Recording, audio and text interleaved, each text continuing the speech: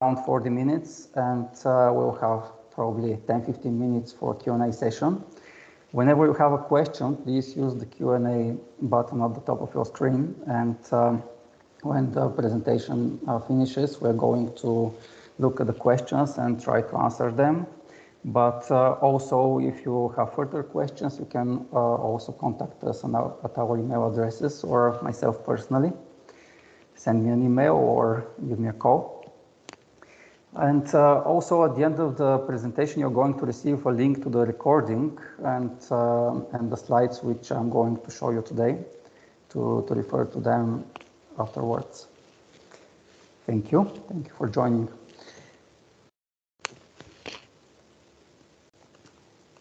The topics we're going to cover in today's presentation, we're going to start with the most common financial challenges when running a clinical trial budgeting, and also the key ones which we've identified two most crucial and in our attempt to solve with specialized software. The second topic is the pros and cons using Microsoft Excel versus CTMS or specialized budgeting software, which are the benefits and whether to use it or not. And as a third step, we're going to give you a brief overview of Clinicubes CTMS and its modules, functionalities, and what's the best way to use it in small and medium organizations. The key and the core step of our presentation is the actual budgeting process optimization, where we're going to touch the budgeting phases, the steps which are in each of the phases, and also how they are implemented using software and software tools. And finally, again, we're going to talk about the benefits and whether it's suitable to use certain functionalities to cover the budgeting needs. Let's start with the financial challenges, or at least the ones we are trying to solve with our software and also our methodology. I'm sure that most of you can name many challenges which appear when we try to manage clinical trial budgets. And we have extracted four major ones which we are trying to address. And the first of them is the actual complexity in the financial relationships between the stakeholders. Starting from the sponsor budget, and so when we get the funding from the sponsor, then it becomes a really complex task to distribute these amounts across multiple stakeholders and to have some accurate budget planning for the future. And in this simplified diagram, you can see some of the typical stakeholders which take part of the process. This is the sponsor, of course, a CRO organization, some of our subcontractors, principal investigators, coordinators, also laboratories, etc. So each of these stakeholders have their own expectations when managing payments, cost distribution, sometimes also taking commissions and different financial relationships which take place there. And once these relationships are approached in a structured way, that could make really the life of the people who manage the process much easier. The second challenge, which most of you and also most organizations would be facing when managing clinical trials from a financial perspective, is that the key information is often scattered across different media. There could be budget files spread in Excel spreadsheets on different computers and different media, also stored in emails, or even many things could be stored on paper, and not always it's possible to identify what's the most recent version of a certain document, where is it stored, who changed it, and when. And also sometimes it could be even physically impossible to find the right information on time. And using specialized software makes this many times easier at scale, because you have all this storage and this single source of truth stored on one place in the cloud, and depending on the levels of access, it could be found much easier. A third challenge which we often face when managing budgets and financial relationships is whenever a new opportunity comes in, and we need to make quick decisions whether it makes sense for us to execute a certain project, whether we're going to make it on profit, do we have the resources, do we have the necessary subcontractors and resources in the organization from a financial perspective to accommodate and execute it successfully. And this could reduce significantly the financial risks, because sometimes we are forced to take quick decisions, and sometimes there's a lack of information and lack of time to simulate the different scenarios.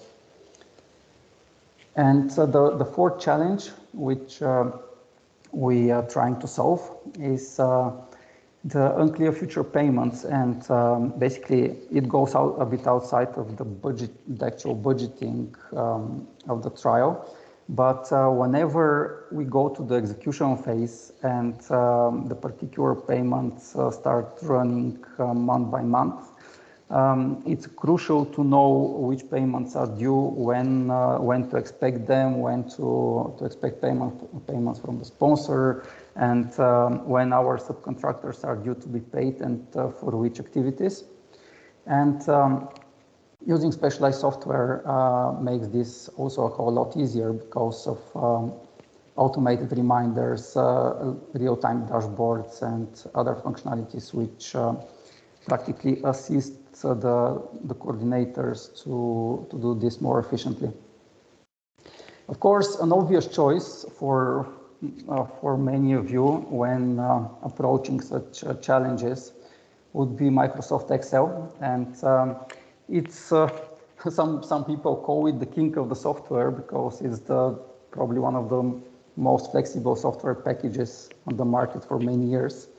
And when approaching finance and budgeting, is the default tool, more or less. Even if it can do the job pretty well in most cases, there are many reasons which we can base our decision on to move to specialized software.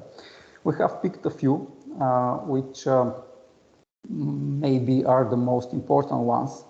And the first one of them is that Excel is rarely a centralized source of truth, and place where we can undoubtedly say that this is the most recent version of the information, and this information is something which we can rely on 100%, especially when this is an Excel spreadsheet could be accessed by many people and modified multiple times, and sometimes it's also not obvious what is the most recent version which we are looking at.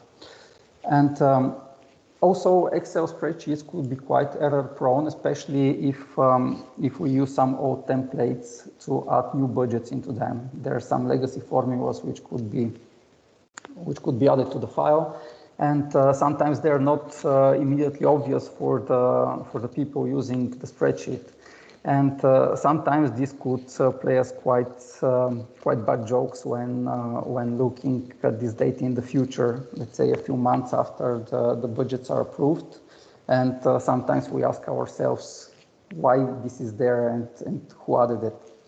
So all of this tracking and also audit trails, which are required to be able to have some reliable source of information, is something to consider when using Excel as a tool for budgeting.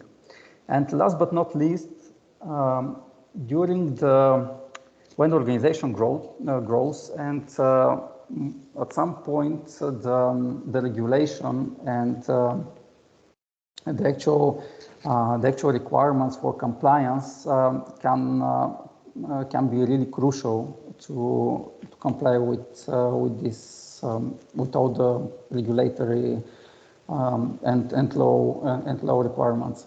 So if we use Microsoft Excel for this, it's very difficult to comply and also to provide some evidence to the regulator who accesses this data when and also how this is managed and secured, especially from, let's say, GDPR perspective. And from this slide, we are going to move naturally to provide you some brief words about specialized software and Clinicubes in general. Clinicubes is a software which is cloud-based, first of all, and it's suitable for hospitals, research sites, site management organizations, small CROs, or basically everyone who manages clinical trial information and wants to keep track on budgeting and study progress across multiple sites and with studies which have multiple arms, multiple cohorts, and also different and changes in the contracting during the execution of the trial. For the purpose of this presentation, we split the functionalities in two big groups. The first group is the finance-related functionalities, which include the budgeting functionality, which includes the budgeting tool, dashboarding, and reporting. The second piece of functionality, which is crucial in order to be able to manage clinical trials, is the protocol modeling tool. Because whenever we get a protocol from the sponsor, we need to represent it in our software to be able to track visits and procedures efficiently. And the third set of modules is the centralized study database, which is used to act as our central registry of studies which we work on or we are planning to work on, and also to monitor the progress of these studies, the ongoing payments, the statuses of the research sites, etc. But also it accommodates inside document storage and the collection of documents which we've received from the sponsor, for example, such as protocols, contracts, and regulatory approvals, and many other things which we need to store efficiently and link to the particular study. The software itself, outside of the purely financial management modules, has plenty of functionality which can practically be added down the line whenever the organization wants to benefit from them.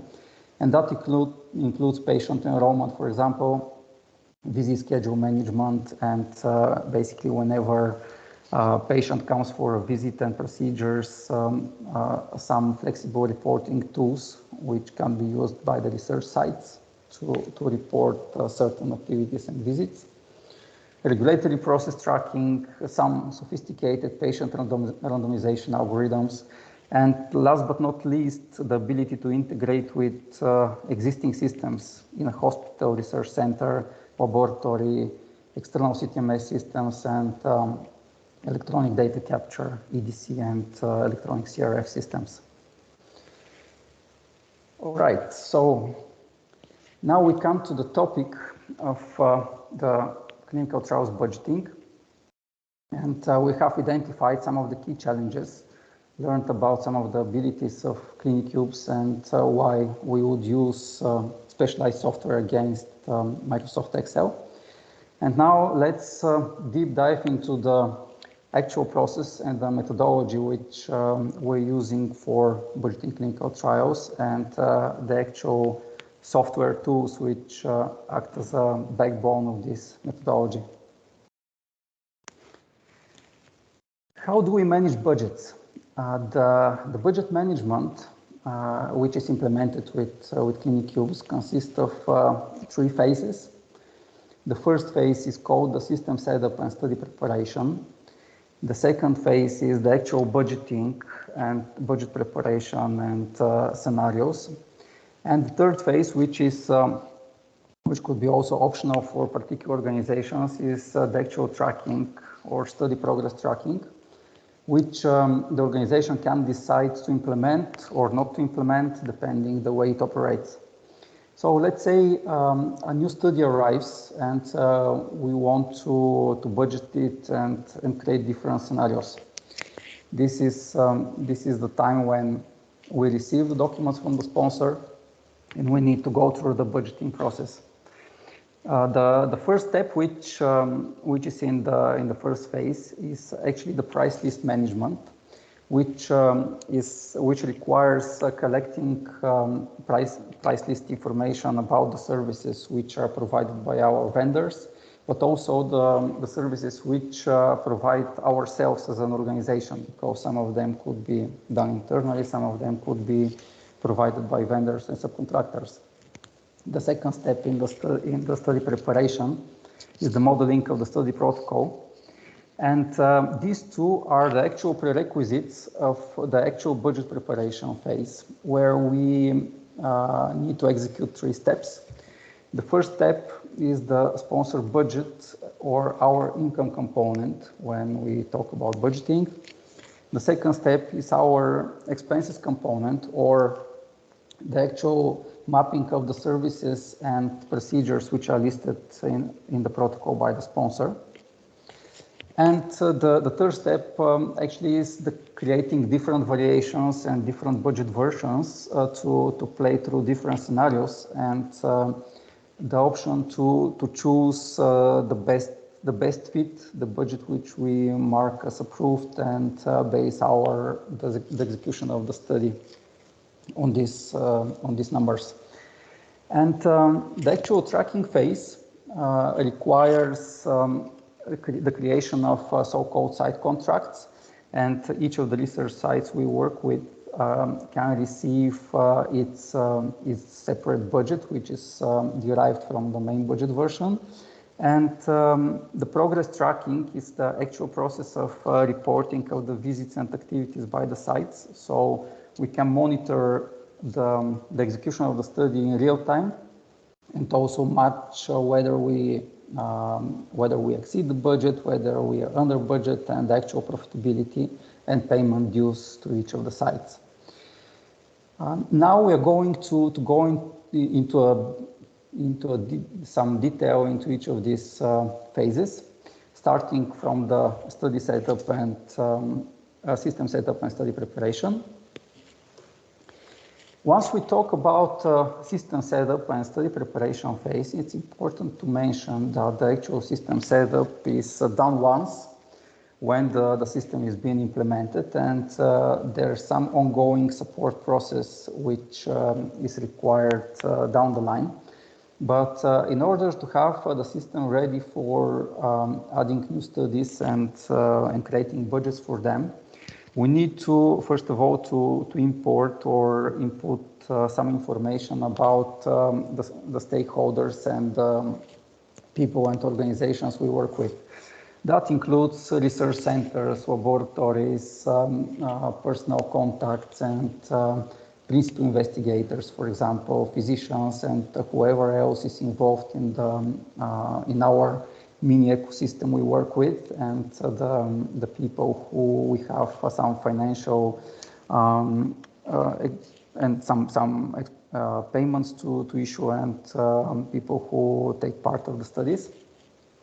Once we have this information, also an important bit is to enter into the system the sponsors we work with, because that's some necessary information to link particular study to a sponsor. Once we have this, one important step is the creation of the actual price lists, or what is the pricing which we are going to use for the expenses part of our budgeting.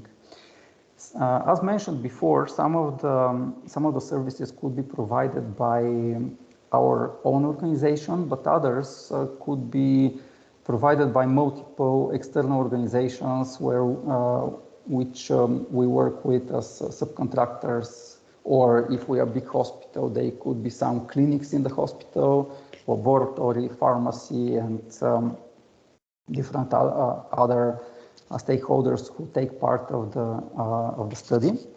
So these price lists, I'm going to show you now a typical price list screen. It looks like that. So the price lists have some dates which mark them as active, and basically whenever a vendor changes the pricing, we can update them and import new prices. And this is important because for some studies which take longer, let's say a couple of years, for example, the pricing could change down the line, and certain payments can be done according to one price list, and later payments to be done to different prices. But this price list maintenance is quite important to be able to have accurate data for our budget, especially its expenses part. And let's say we have the first step done, the system setup and the price list. The second step is the actual study preparation, which starts when we receive a request from an organization. So we should run a study or part of the study for them. And we need to register the study in the system by entering the study details. And there are some pretty basic details about the study which are required, like the study title, the phase, some recruitment targets, and some basic information. But more important part is actually to model the study protocol. And the study protocol is the crucial bit, because down the line when we do the actual budgeting, the budgets derive from the study protocol, and a typical study protocol looks like that, as you can see. And here there are the procedures which are listed by the sponsor in the protocol which was supplied to us, and the columns display the visits which are required to be done during the length of the study. Once we have prepared the protocol, and it's important to mention that in some cases when we execute just parts of the study, and we don't need to enter or import all of the procedures which are listed in the protocol, but only these which we care about and we are contracted to execute. Once we have this baseline and the so-called skeleton of the budget, we can go to the next step, and this is the actual budgeting phase.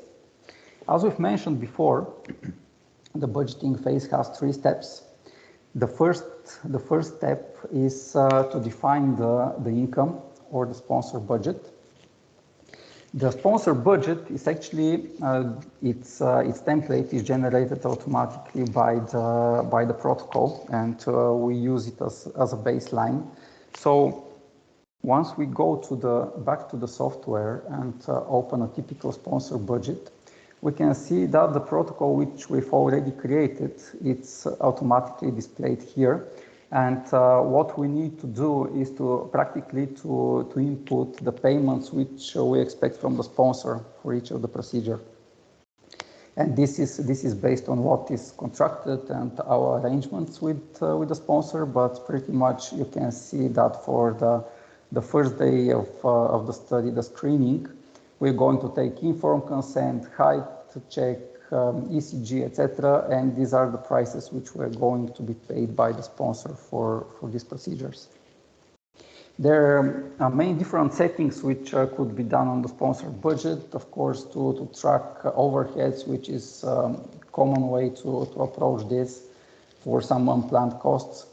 To define different budgets based on study arm, and also to manage cases when the sponsor pays you by visit, for example, in total amounts in comparison to payment by procedure, and many other things.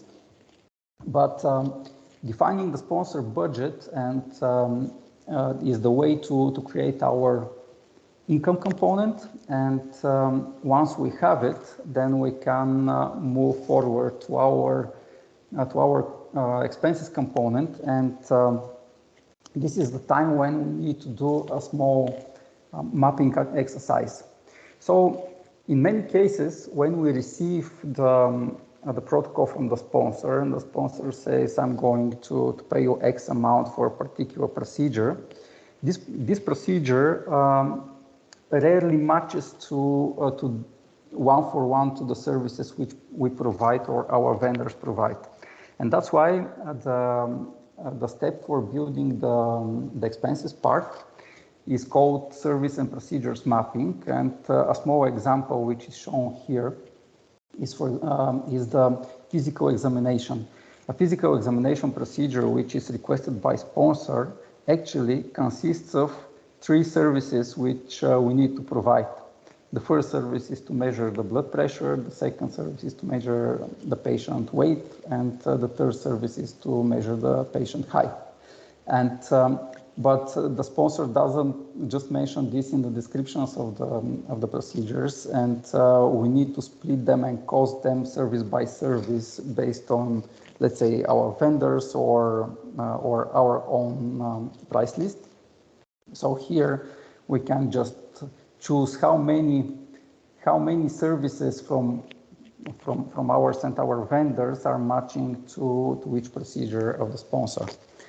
And that allow us to have quite a granular way to determine the costing of a particular procedure and visit.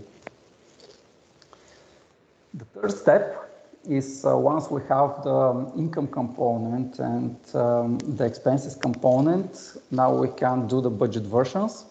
And the actual budget versions are different scenarios we want to try, and to see whether we're executing the study a profit or not. And also the budget versions allow us to, when we start executing the study, we can track the ongoing costs and see to what extent the budget is exceeded, for example, or we are under budget, etc.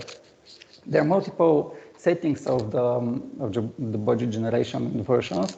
Something which is quite important and solves the problem with the financial relationships is that we allow quite a complex profit distribution between the different stakeholders. So, for example, for this example budget, you can see that the site management organization gets 25%, the principal investigator another 25%, etc.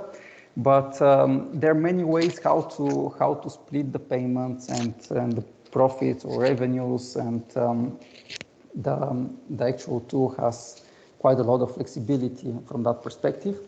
And it's also important to say that these budgets can have limited time, for example, and when we change the arrangement with the sponsor, we can rebuild the budget or use an older budget as a basis and just do the alterations for the new period which we are going to cover from budgeting perspective. And once we have finished the budgeting phase and just go through all the scenarios which we've created, we need to decide which of these budgets we choose as final or approved and start executing the study, or, for example, make an offer to the people who are requesting the study from us. And let's say the budget is approved and we need to move forward to the study execution. This is the actual optional phase, which was called budget tracking or study tracking. And once we have this approved budget, we can contact all the research sites we work with. And once the site selection process is done, we can provide each of the research sites with the so-called site contracts completely electronically. The site contracts are actually again derived from the budget, and each of the sites can receive the pricing which we agreed with them in real time, and also to be able to report the activities and track what's being done from their end. And we can monitor the whole progress of the study practically in real time using dashboards. So let's say when a patient comes for visit and procedures execution to a particular site, they can have their separate login to the system and report that visit, which will immediately take an effect on our budget and reporting dashboard. So we can see basically day to day what happens in each location, how many procedures have been done, what's the current cost, and what are the payment dues for each of the research sites. A typical site contract is shown here. As you can see, again, it derives from the protocol. After that, it derives from the budget, but also this budget tracking, whether we are under or above budget, is done in real time. And also we can change the site contracts based on different arrangements, or let's say if they increase the prices or they decrease the prices, or we get different arrangement from the sponsor. This could be done down the line, and we can keep these versions during the execution of the study. Here we have some more details about the actual reporting of the visits and the different tools which can be used by the research site, which includes generating subject plans and reporting the visits and procedures, and also getting reminders about, for example, which patient should come when and which procedures should be executed, and many other ways to approach this. But again, this goes a bit outside of the actual budgeting, and it's more about study execution tracking and payment tracking down the line. All right, so this was the third phase, sorry, of the budgeting process, and now we have reached to the final phase of our presentation and the conclusions, and basically what are the key benefits when using specialized software, and